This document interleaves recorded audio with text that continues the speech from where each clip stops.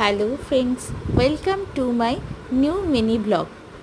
তো দেখো, আমি বিকেলবেলায় না স্কুল গিয়েছিলাম। স্কুল থেকে ঝটপট বাড়ি চলে এলাম। আর বাড়ি এসে প্রচুর খিদে পেয়ে গেছিলো। তা বোনের যেহেতু আজকে অফ ডে থাকে, তো সেই জন্য ওর সাথে গিয়েছিলাম।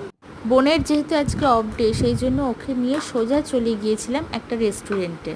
সেই রেস্টুরেন্ট থেকেই ফাস্টফুড কিনেছিলাম। যেহেতু আমার ফাস্টফুড খাওয়া একেবারেই বারণ, কিন্তু মাঝে সাঝে হয়ে যায়, মানে নিজেকে কন্ট্রোল করতে পারি না, কিনেও ফেলি।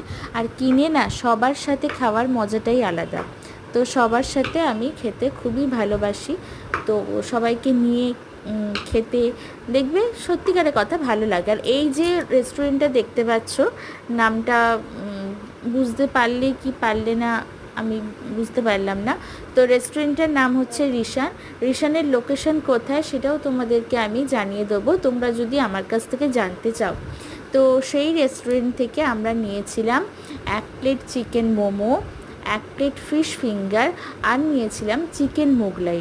তো বাবার অনেক দিন ধরেই বাবা বলতো আমাদেরকে যে মোগলাই খেতে ভালো লাগছে। তো আমরা যেহেতু কলকাতার মোগলাই খেয়ে অভ্যস্ত, এখানের মোগলাইটা অতটা আমার ভালো লাগে না, কিন্তু কি করব, কাজ চালানোর জন্য তো কিনতেই হবে এখানের।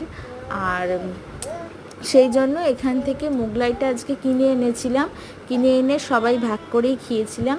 ভাগ করে খাওয়ার মজাটাই আলাদা। ভাগ করে খেলে আমার মনে হয় খাওয়াটাও বেশ ভালো হয়, আর পেটটাও ভরে যায়।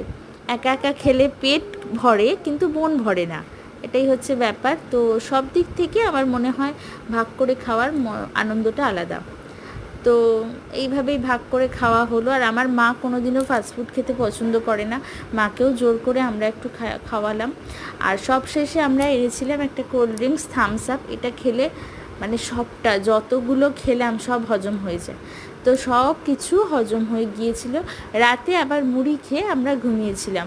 চলো আজকের মতো টাটা, আবার কোনো দিন দেখা হবে অন্য একটা ব্লগে, অন্য একটা দিনে।